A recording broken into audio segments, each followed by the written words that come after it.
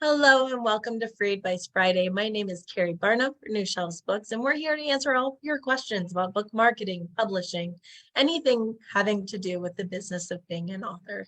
You can join us live by going to newshelves.com/FAF, or you can join us on YouTube to watch the replay. Simply go to youtube.com/newshelvesbooks. We've got some questions that were emailed in to info@newshelves.com. So we're going to start with those questions. We've had some people who've been waiting a couple of days or maybe even a week or two for some of these things. So we are going to jump in with that to start. Now, one of the first questions we have was about how to find sales. So we actually had this question creep up because while I was in Scotland, someone sent me an SOS email and said, I need to know what my sales are. My agent is asking me what my sales have been because they're pitching a new project and I don't have time to wait for the publisher to give me a report. It's been delayed. How do I find my own sales if I'm not a indie published author? So if you did not publish your own books through KDP, through IngramSpark, how does a traditional author look up their own sales? Well, the easiest way and the most traditional way is to look up through MPD BookScan, which I know the name has changed. I think it's Circana. I talked about it last time we had Free Advice Friday and I forgot the name, to be honest, but BookScan is the easiest way to find those sales. However, a BookScan membership costs thousands every year. So the average author is not going to pay for that. It simply doesn't make sense. Excuse me. But you guys have access to BookScan numbers and results through Amazon Author Central. So if you have a book that is published that's for sale on Amazon, you better go over, if you haven't already, to amazon.authorcentral.com and claim your Author Central profile. It's free. It's absolutely free. It's on Amazon. And if you go in to Author Central, you have a book published online on Amazon and it's for sale. You claim your author profile, you claim your book. And then what happens is there's a Marketing Plus Reports tab. And on the Marketing and Reports tab, those in the US, you can pull US sales numbers for your print books. It's absolutely free. It costs you nothing. So this is just something that does that. Now, does it account for ebook sales? It does not. BookScan only takes care of, on KDP, BookScan is print books only. For your ebook sales, that one's a little bit harder because it doesn't track ebook sales. Ebook sales is something that you wouldn't be able to pull. The best thing to do in that case is go back to older reports and try to compile those for your ebook sales numbers. But it does give you print sales numbers, and that is at least a starting point. Ebook sales, you've simply got to go through reports because, in fact, Amazon does not go by an ISBN number for ebooks. And here's the thing: for paperback sales, BookScan uses an ISBN number to track those sales. Amazon with Kindle does not use an ISBN number. They use their ASIN, which is why when we talk about book sales and ebook sales and who's got what share of the market, we are estimating, we are guessing, because Amazon has such a hold on ebook sales, but they aren't required to report their sales. They are going by their own ASIN. They are not sharing all of their detailed information about their sales because it's on their platform and they don't have to. That is why we estimate that Amazon has 85 to 91% of ebook sales in the US and the UK. Canada too, I believe, although it might be a little bit lower. But we're guessing because Amazon doesn't have to report that information, which is kind of crazy, but it is what it is. Their playground, they get to make the rules. But that is why we're kind of guessing with those sales. And that's why even if you do pull sales, it's not something that a publisher or an agent can actually confirm unless they see your old royalty reports. So that may be something to pull your old royalty reports and use that as backup for your ebook sales. But it is kind of crazy just how that works and how they don't report. So it's a guessing game for those ebook sales, unless you are the actual publisher. All right. Let me see. So that was the one question, and I hope that helps. I know it's like a partial answer, but honestly, it's what we've got, and it's better than nothing, and it's a starting point. Let's see.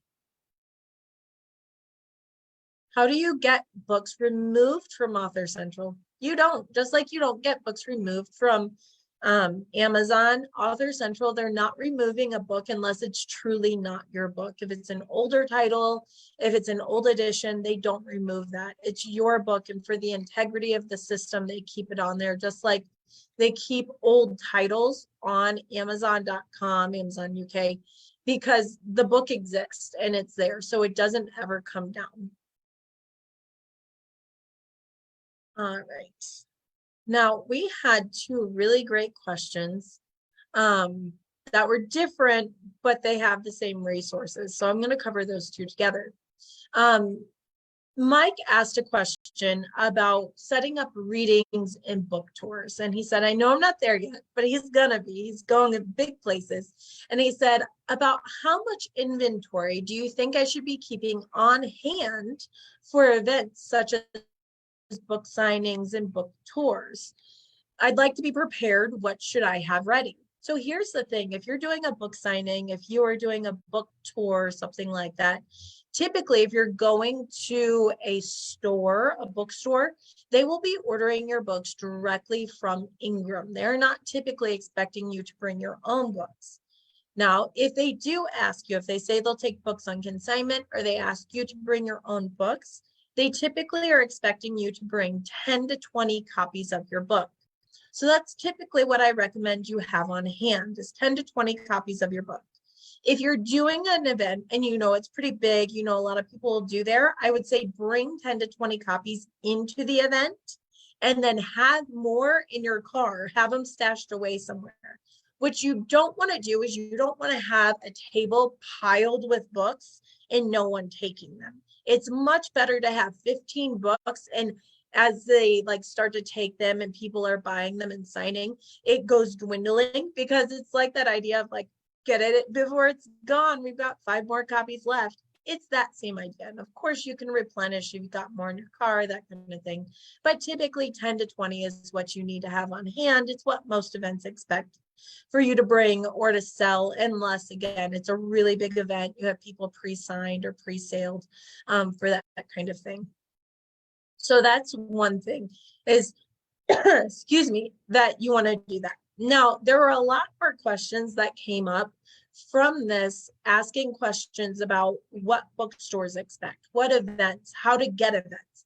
And I wanted to make sure you guys knew about the resources we have on New Shelves for this and for a lot of other things. So I'm going to share my screen for a minute. All right, I've shared my screen. Oops. And there, you should sign up for the New Shelves newsletter. Eventually, I will get my booty in gear and get that going through. All right. If you go to the store on newshelves.com, I will drop this in the chat for everybody. But if you go to the store on newshelves.com, I have a ton of resources here, both free and paid. So if you're wondering more about bookstore events, how to get into bookstores, how to pitch bookstores, I have this retail sales for authors masterclass. This is a full, I believe it's 45 to 60-minute training of exactly what you need to do to pitch bookstores, the things you need to know before you approach them, ideas of how to approach them, what to say. You also get templates for a one sheet, which you need for pitching bookstores. And it's got a ton of information on here. So if you've got a bunch of questions about how to work with bookstores, this class is just under 20 bucks and you can buy it right online. We also have the professional book reviewer list. So Virginia had asked how to get reviews for a new book. If you're looking for professional or trade book reviews, this right here, it's free, absolutely free to download, is a list of the traditional professional book reviewers that you can pitch your book to for review. Now, all of these have free options where you pitch your book for a review and they may or may not take it, but it's absolutely free. Keep in mind, most of them do expect your book to be sent to them 3 to 4 months prior to publication. Now, that said, many of them also have paid options where you can pay a couple $100s and be guaranteed a review. It's still going to take anywhere from 4 to 12 weeks to get that paid review, but some of them do have that option. We've talked about this before about how I feel about paid reviews is that there are some that are better than others. If you're going to pay for a review, Kirkus is kind of known to be a harder critic, which means sometimes the Kirkus review, even if it's paid, carries more weight in the professional world. But there are certainly other options. So this is absolutely free. We've got other things. We've got our social media guide and posting prompts for a year that's just under $10. We've got just the book one sheet Canva templates, consulting, free cover letter going out to librarians, my trusted blogger list. I had requests for this over email this week as well, where you can actually get my list of who I like to work with for book bloggers, a marketing timeline, Amazon A+ content templates. I get asked for that a lot, and then a checklist and to-do list for publishing. So I just want to remind you guys that tons of free resource. You will see a lot of these 99 cents, but free. There's a ton of free stuff here, as well as some really inexpensive resources. So if you have questions, if you need resources, I know I get a lot of emails and I'm happy to answer those when I'm able, but also remember to just check out the store on our website because there's a lot of great stuff on there. And I put it up there because people ask for it so much that it's available to you guys, and I want that to be available. So, and that also led into reviews. So the next question was reviews. What do I do for reviews? Professional reviews for sure. Go and download that professional review list so that you can get that started if you have the time. The other thing for reviews is if you're trying to get reader reviews. Well, we've talked about when you're trying to get reader reviews, the most crucial point is you have to ask for them. You have to ask for them more than once, because if you just ask one time, you're probably not going to get very many. And even when people say, okay, sure, I'll leave you an Amazon review, approximately about 1 in 10 will actually go do that. Not because they're horrible people, but because they get overwhelmed or they don't know how to do that, or whatever reason that may be. So when that happens, I've got this YouTube video. I'm going to drop it in the chat here if you're joining us on Zoom. But if you're not, go to the New Shelves YouTube channel, type in Amazon review. There's a video that I have that is how to leave an Amazon review, but it's also how to ask for an Amazon review.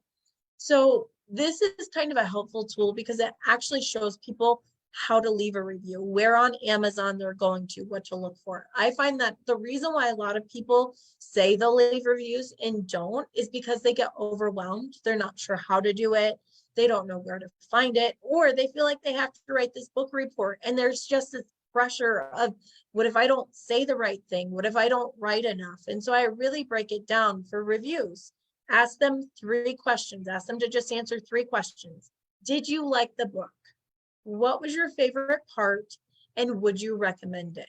3 easy questions, 3 easy sentences. Put it together. You've got a review. It's lovely. Please post it everywhere. When we ask too much of our reviewers, when we ask them to give us too much detail, things like that, it's really easy for them to get overwhelmed and to kind of freeze up and then not do what we're asking them. So we want to make it as easy as possible.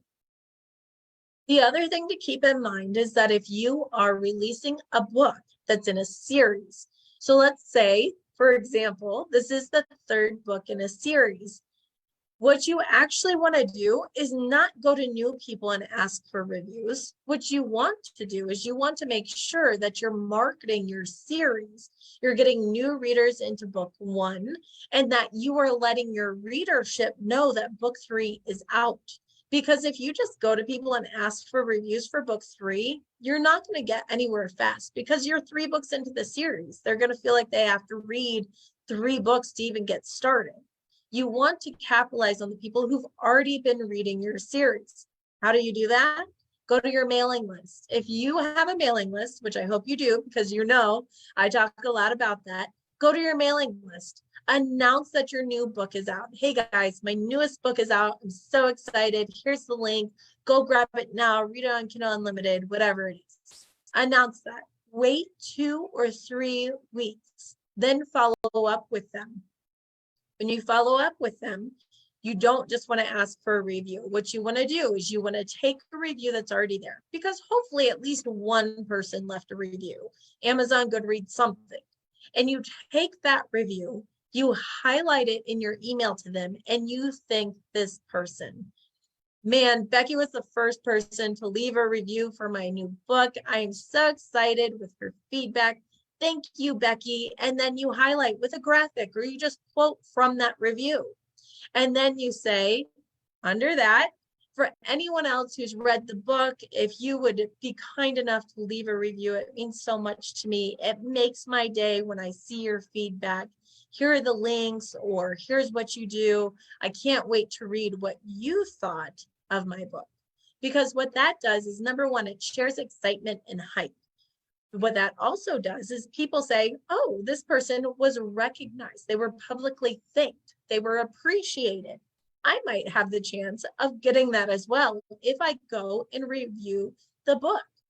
And it's a way to brag on your book without you bragging on your book. You're letting your reader do it for you. Now that's for your newsletter, for your email, but the same process works for your social media. Share it on social media. Thank people for their recognition. Thank people for reading your book. If you hit a category bestseller, or you do something big, or, oh my gosh, 100 copies sold the first day, take to social media and thank people. Make it about everyone winning. Make it about a team. Yeah, you're the author, but when you make your readers part of your team, they root for you, they support you, and that is how you get loyal readership that ends up with reviews. So that's what I would suggest. And also keep in mind that when you're doing this and you're asking for reviews, that it's very common that if you have a series, your first book in series is always going to have more reviews than the books that fall after. It's not because the first book was the best book, although it may be, but really what it is more people will read the first book than your other books, because a lot of people will read a first book in series and won't read through. You look at the conversion rate, right? But also the other thing to keep in mind is that if I'm binge reading, I'm reading a book a night of yours. Well, the first book, I was excited. I left a review, especially a written review. But then when I went on to read book 2 and book 3, I'm kind of thinking to myself, I just wrote a review. I probably don't need to do another one. And that's just a common thing. So don't be concerned if as you go on in your series, you have fewer reviews. You want to aim to have about half as many reviews on the second book as you have on the first book. And if you can continue that trend of having at least half of the first book throughout the series, then you're actually doing really well. And this plays through whether it's indie books or really well-known books. So just know that's common. You're not doing anything wrong. All right. I know we've got questions, or we've got chat over here on the side. Let me see if I can just check them over here. What happens if we pulled the book and not selling it, but Amazon won't take it down? Amazon will never take a book down. Once a book has been sold on Amazon, they will never, ever take it down. Doesn't matter if you stop selling it, because their theory is that that book could sell secondhand, keeping in mind that Amazon has Seller Central that allows people to just sell products on Amazon. So they're assuming that there are secondhand books and other things. So that product never comes down off of Amazon. So just know that even if you stop selling and promoting and you want to kind of scoot it on over, that product never goes off of Amazon, and they will not take it down. Let's see. So this is great. Caroline's just giving us feedback. Remember, we had talked about how Ingram is now offering these help customer service calls, but they charge for the calls. So they're offering expanded customer service, but they are charging for the time. And so Caroline's saying that she paid the $25 for a half hour and it was billed 2 weeks later. So $25 a half hour with IngramSpark support. And they answered all her questions. They checked the titles, made sure they were set up correctly, and then followed up with email. Sorry, I'm reading and trying to scroll at the same time. Then they followed up with emails with details and tools for working on Ingram, best practice, etc. Caroline's saying it was totally worth $25 to get the help and to relieve the frustration right away. So that's good to know if you're really struggling with IngramSpark. And they do have email customer support, but keep in mind that's pretty limited, and email customer support can take a week or more. So if you have a problem, you're getting frustrated. I know we've all said that. I just want to talk to a person. I don't want to talk to an email. I don't want a help or a fact. I just want a person. So if you're getting there with IngramSpark and you really need assistance, $25 for a half hour call, and Caroline saying it was definitely worth it for her. So keep that in mind as a resource.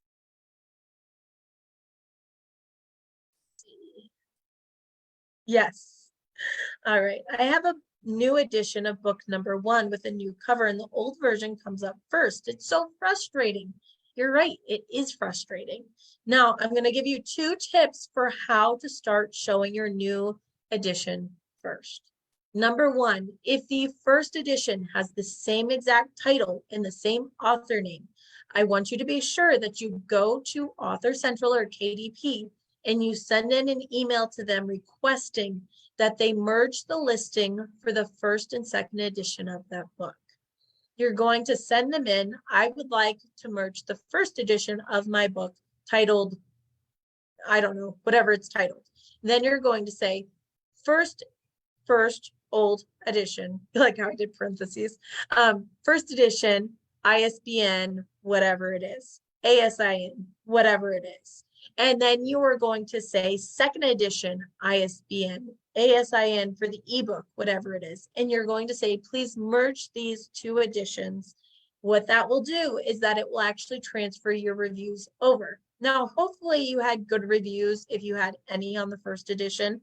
If not, that's a little bit different of a story, but I'm assuming that you updated something, but it wasn't like, man, this first edition was something we want to sweep under the rug. So you email them and you ask that they merge the first and second edition so that you have that done. Now, again, you have to have the exact same title and you have to have the same author name to do this. But if you had 15 reviews on your old edition, you've got 10 reviews on your new edition, you're suddenly going to have 25 reviews, which is really valuable.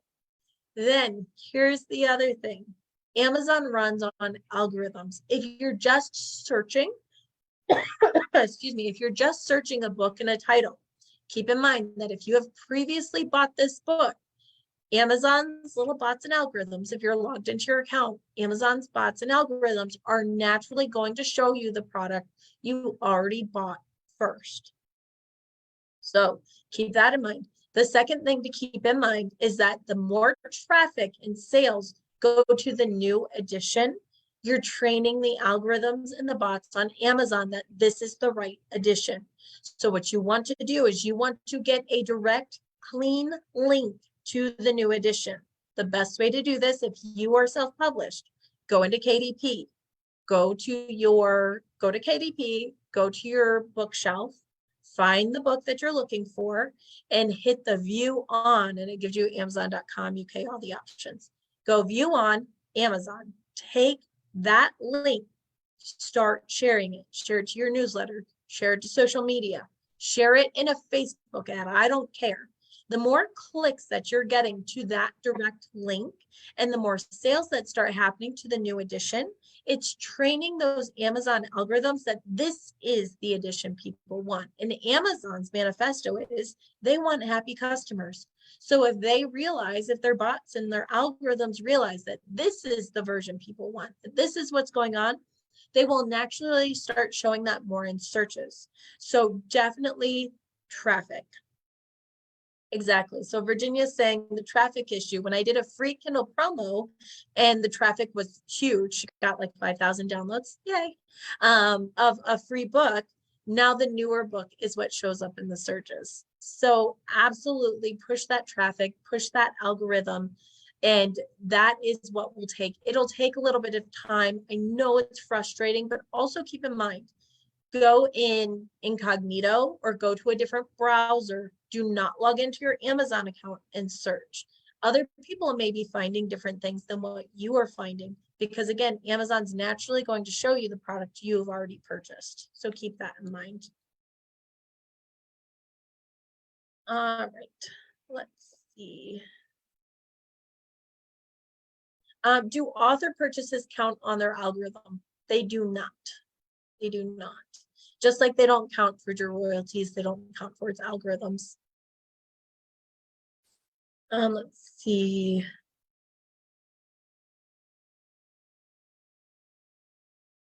Where can I get a full listing of genres?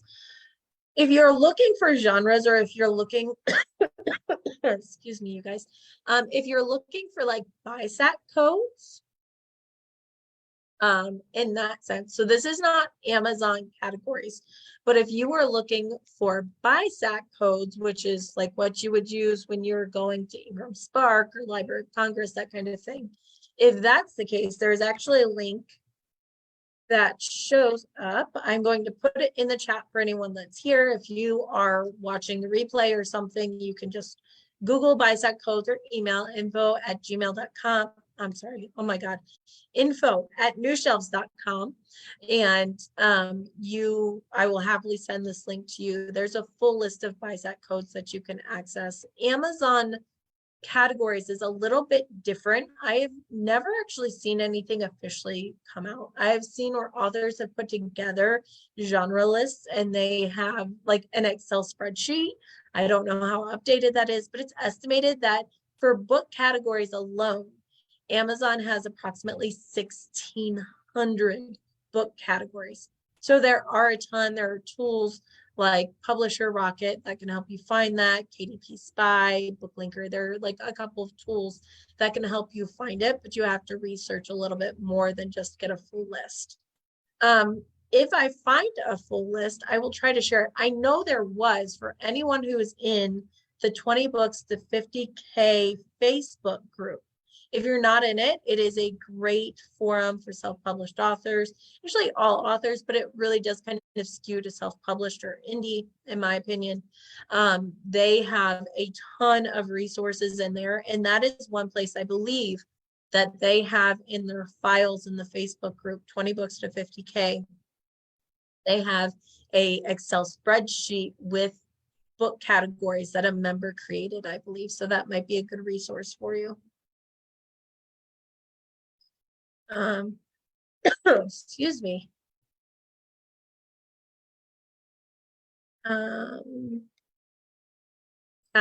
Yes. Yeah, and sometimes keep in mind also that book categories may differ on different platforms.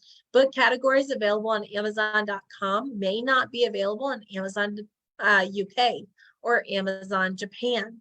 They do have different categories. So you actually have to optimize your categories for different things. That is something, I believe it's Publisher Rocket actually allows you to choose Amazon.com, UK, and Canada, I believe, are the three that they give you options for.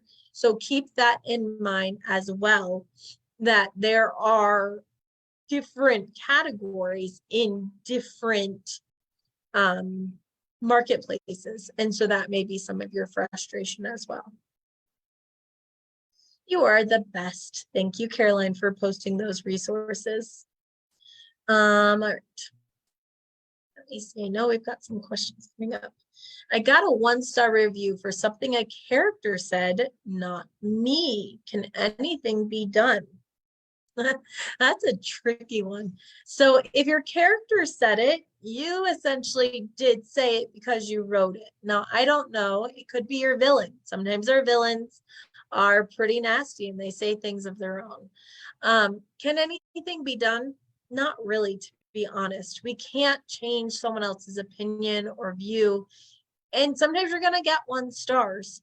Now, if they specifically say, I didn't like that this character said this, or I didn't like that the villain had, I didn't like that the villain was racist. Well, you're not supposed to like it because they're the villain. So sometimes those negative reviews, those 1-star reviews actually help us out. I know I've said this before, when I look at any product on Amazon, but especially books, of course I read the most recent review. I look at the 5-star reviews and I look at the 1-star reviews. I don't look at anything in between usually, but I look at those 1-star reviews, and here's why. I look at the 1-star reviews to see what people didn't like, to see if it's going to bother me. Now, if it's a 1-star and they say, oh my gosh, there were so many grammatical errors, it was really poorly written, terrible, that's probably going to turn me off.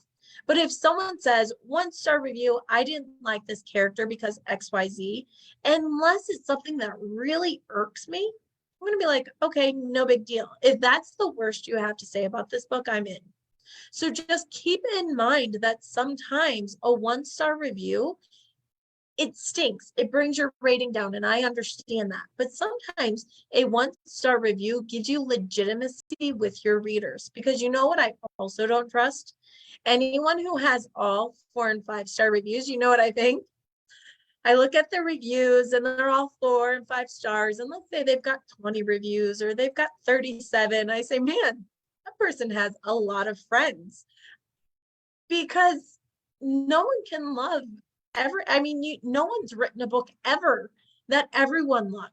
Not ever. Go look at the biggest bestsellers, and sure, the majority may like the book, but at least a few people have something negative to say. And so sometimes, as hard as it is to swallow, those negative reviews, those 1 stars,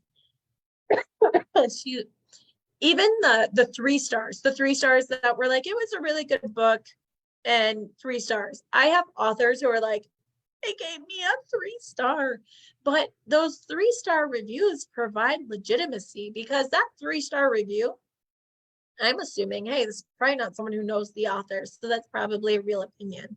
So just keep in mind, yes, it's subjective. Not everyone will love it. Now, if you were consistently getting negative reviews or 1-star reviews for the same thing, 1-star review, the main character was whiny. 1-star review, really couldn't jive with that main character.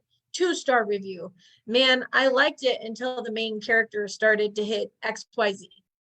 That's something you should consider and use as a growing and a learning experience on how you can help yourself write better. That is an issue. But if it's one person saying something, or they say, I didn't like, you've got a black and white photography book, and they say, I didn't like that it was in black and white. Well, that sucks. You got the wrong book, right? So those are the types of things, and there's nothing to be done. And again, I know it stinks, but it's part of the creative process. So I would let it roll off your back as much as it can, or use it to write better.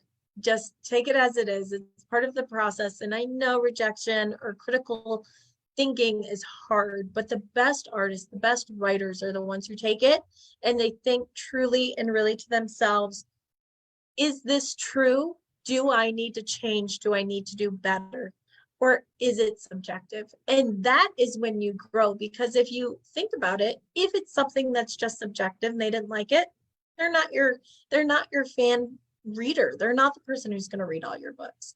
But if it's true, if you can or should grow from it, or it's something you should consider, like, hey, your character said something that even in a book, in a villain, is just outside what's currently acceptable.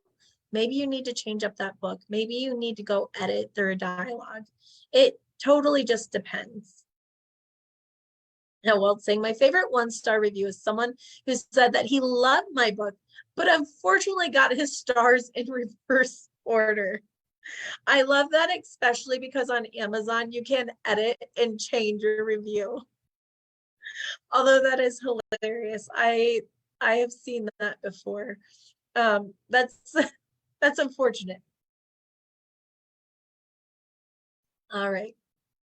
Let me see Laura, my book is a children's book meant for educational use.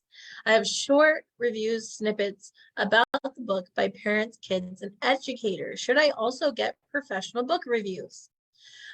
Professional book reviews can certainly help you, but keep in mind that those professional or trade reviews are mostly going to be helpful in the book world. I was talking with this with a author, I was just at the Scottish Association of Writers speaking at that conference, and this came up with an author and they were asking about that. I said, you know what, the average reader, they may have heard of Kirkus, but they don't know who Kirkus is. It doesn't hold more weight than a reader review. Publishers Weekly. Wow, sounds big. I recognize that. But do they really care what Publishers Weekly said? Not necessarily. They don't really differentiate. Who does though? Who do those reviews matter to? Librarians, book buyers, people who are in the industry that know that Kirkus, Publishers Weekly, Midwest Book Review, any review site, really, that these are the gatekeepers. These are the people who are reading books and reviewing them and giving us a baseline of if they're worth us taking more time to investigate or invest in that book, put it in our store, to put it on the library shelf, whatever it may be. So that is one thing that you definitely have to keep in mind is who's your market. If it's teachers, then you know who they're going to care about. Teachers are going to care more about educational professionals and parents and school teachers than they are about Kirkus or Publishers Weekly. So make sure that you know your main market or main markets. Sometimes you may have libraries and school teachers. If that's the case, absolutely, you should consider pushing or submitting for professional reviews to School Library Journal, to Kirkus, to those professional trade reviews. But you have to know your market to know what review is more likely to move them. And just know too that just because you submit for a review, or if you submit for a review, or just because you get a review, doesn't mean it's going to be a glowing review. Sometimes they're critical. So it's one of those things. It really just depends on your market. Typically, overall, I do encourage people to get trade reviews, but most of the time you have to do that before you publish, 3 to 4 months. So just keep that in mind, but especially your first book in series, I really encourage authors that your shot, submit for those trade reviews, especially the free ones. You never get that opportunity again for that book. Can you have a spoiler review taken down? Reviewer reveals ending in the first sentence. That is terrible. You can report it to Amazon and request that it's taken down, but Amazon almost never takes a review down. So what can you do? You can try to bury that review. And the way that you do it is actually that you encourage people in your circle to go find other reviews that are helpful. And if you've been on Amazon, which of course you've been on Amazon, hang on, let me share my screen. Let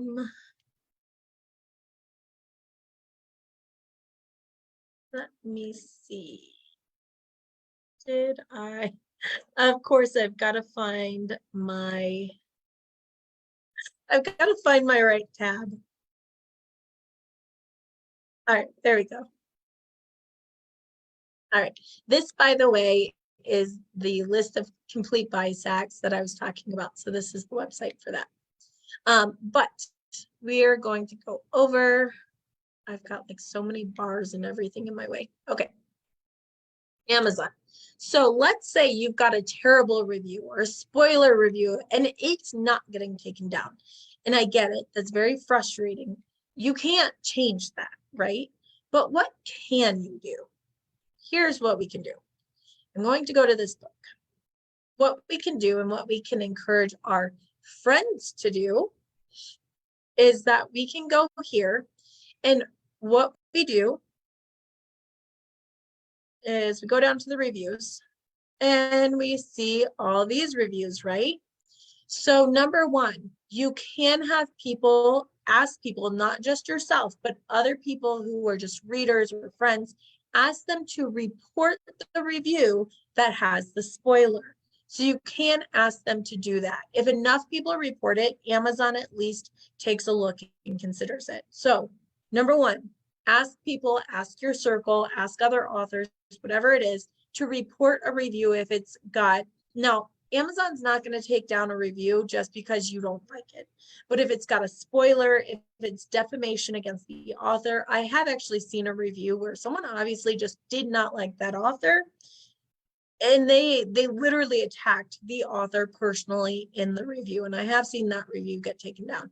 So again, if it's just a review that people didn't like, you're not going to have much success. But if there's a specific reason like a spoiler or defamation, then you might. So ask people to report the review that you don't want there. Then what you do is you ask those same people if they would kindly find 3 other reviews that they enjoyed and ask them to mark it as helpful. You can see 2 people have already said this review is helpful. The more people that click on a helpful review and they say, wow, this is helpful, this has good insight, the more that happens, the more the Amazon algorithms say, oh, people want to see this. This is helping people make a buying decision. So the more that they do that, the more that review is going to rise to the top and the other reviews are going to push down to the bottom. Now, that doesn't mean it goes away, but it does mean people aren't as likely to see it unless they're digging for it. So if you have a review that really is a problem, ask people to report it, and then ask those same people to find 2 or 3 reviews they found helpful and to hit that helpful button. It's as easy as that. Helpful, and then it will start doing it. And the helpful reviews will start to show up top on the algorithm. See where it says top reviews? Well, part of how they decide what the top reviews are is if they're marked helpful or if they're new. So those are the 2 things you want to do to help get the better reviews or the review that doesn't have the spoiler on top. Let's see. Yeah, so we have a lot of questions about school visits, going to schools, and that is a whole topic unto itself with school visits. But what I will tell you guys is that if, once again on YouTube, not to harp on the YouTube resources, but on YouTube, we actually had Jane Wood, who was a former school teacher who does a ton of school visits. She both wrote a blog for New Shelves, and she also did a free advice Friday with us. So I'm going to just drop that YouTube link here in the chat. I think it would be very helpful for you. Yeah, school visits can be amazing, and school visits can be a great way to reach more people to sell more books. It is almost exclusively how Jane sells books, and I think it's fabulous. All right, so there you go. I'm going to drop that in. And again, if you go to New Shelves on our blog, we also have a blog by Jane. So I'm going to find that. I'm going to drop that in. Like I said, that's kind of like a whole hour on itself, and we're coming up to the last 10 minutes of our Free Advice Friday. So I'm going to give you these resources for schools and go check on those. And then if you have follow-up questions, let us know next week and we will absolutely tackle them then. All right, gonna drop this in. There we go. All right, now I had another emailed question and I wanted to make sure that I got to it. All right, this question here is from an author who asked that they be kept anonymous. So the first question was about how you estimate sales. This person was offered a publishing deal for their poetry chapbook. Now, this is a little bit different in the sense that the royalty offer for the chapbook is based on the pre-order sales before the book launches. So if the author gets pre-orders between 55 and 104 copies sold, they get 8% royalty on their chapbook. If they get pre-order sales of 105 to 154 copies, the pre-order goes up to 12.5 royalty, and that's through all the copies sold thereafter.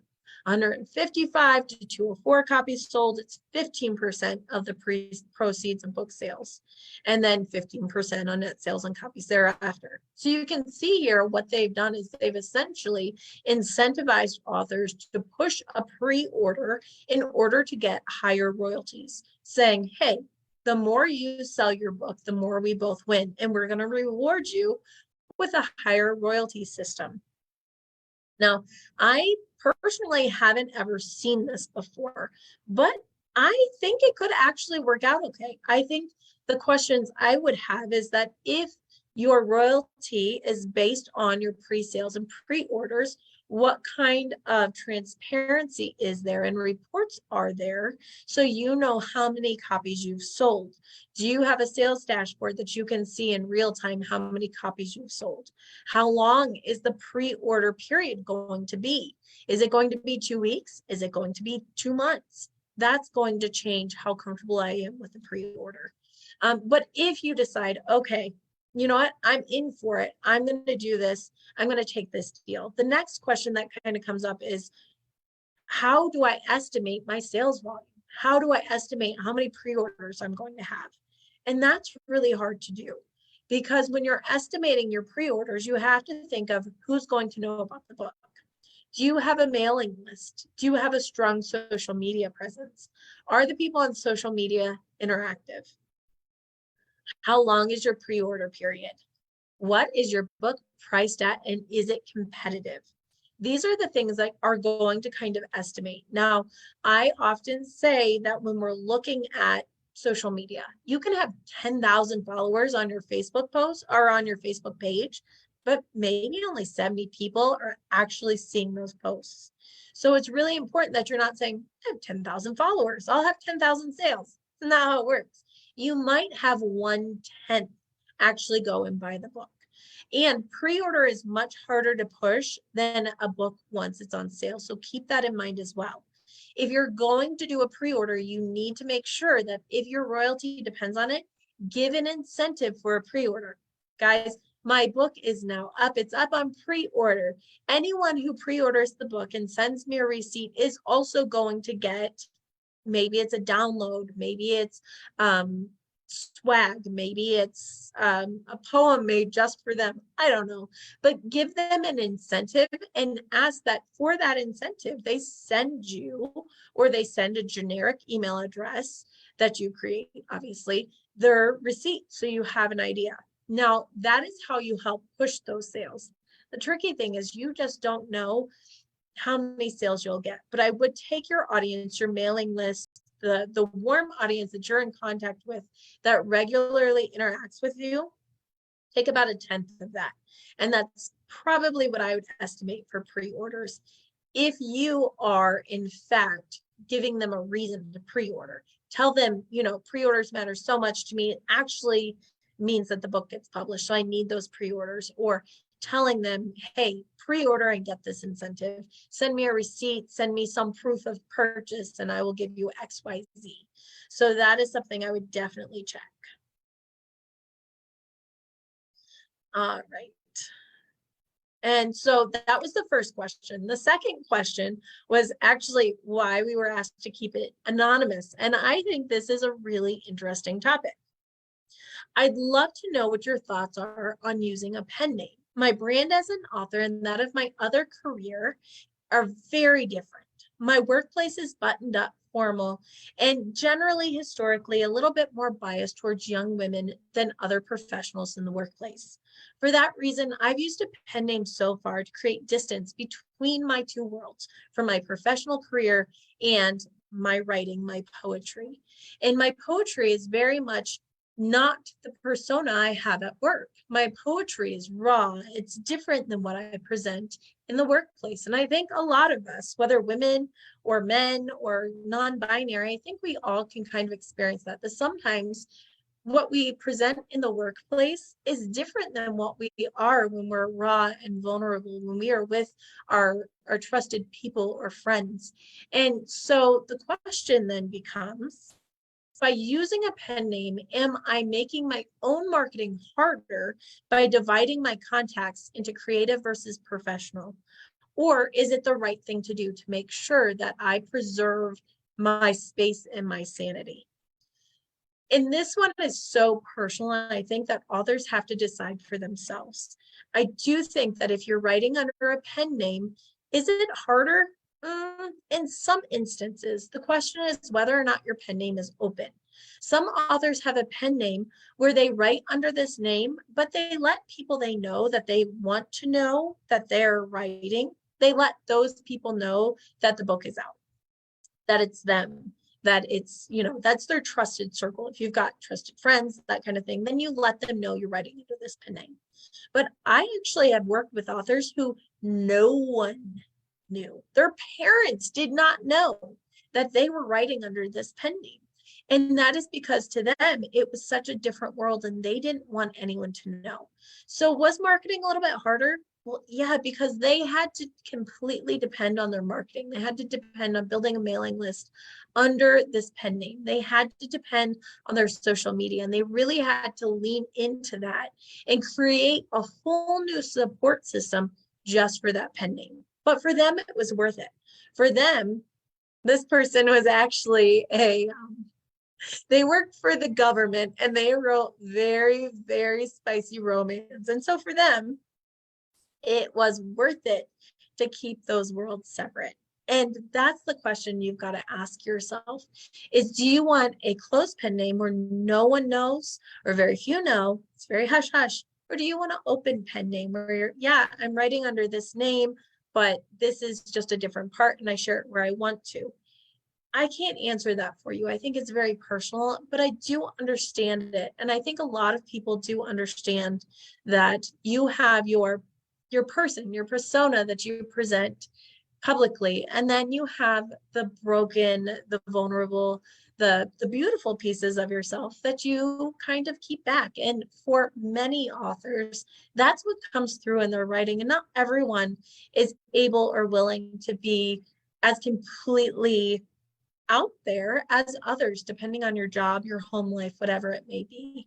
Just know that you are understood, that you are not alone, but whatever choice you make, you definitely have to kind of make those decisions now so that you can set up the processes. If you're going to go under a completely closed pen name where no one knows about it, then you absolutely need to make sure that you're doing that now and you're building up your mailing list and your social media and your following based on that pen name. So you have a strong market audience for that when the time comes. So keep that in mind. And I think that's a great question because it's come up a lot recently, actually. Women used to write under male names so they could get published, especially in thriller. Or a lot of women wrote with their initials and last names so that they appeared more masculine. J.K. Rowling did this, actually. A lot of people did this to get published. And now we're actually seeing kind of a flip of that, where we have men writing under pen names in the romance category or more women's fiction or literary fiction because they weren't getting the response they wanted. So as much as we like to think that we've grown beyond biases, we know that's not true. And there are certainly people who are doing that. And there are also people who are proudly claiming who they are and going for that. It's just an interesting thing that's been prevalent in the publishing industry, and people have their own reasons.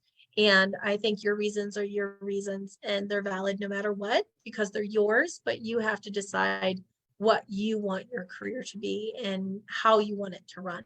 And then you've got to make it happen. Now I've got one more question from Virginia. Amazon just changed the price on my book. I asked the price to be restored and they replied, they can discount books. Absolutely they can, just like any seller can. They can discount the price of your book, especially your print books. So if you have your book up for $16.99 and Amazon wants to sell it for $12.99, they have the right to do that. Just like Walmart can discount grapes. They have the right to do that. What's important to know is that they can change their retail price and what people are going to pay for it.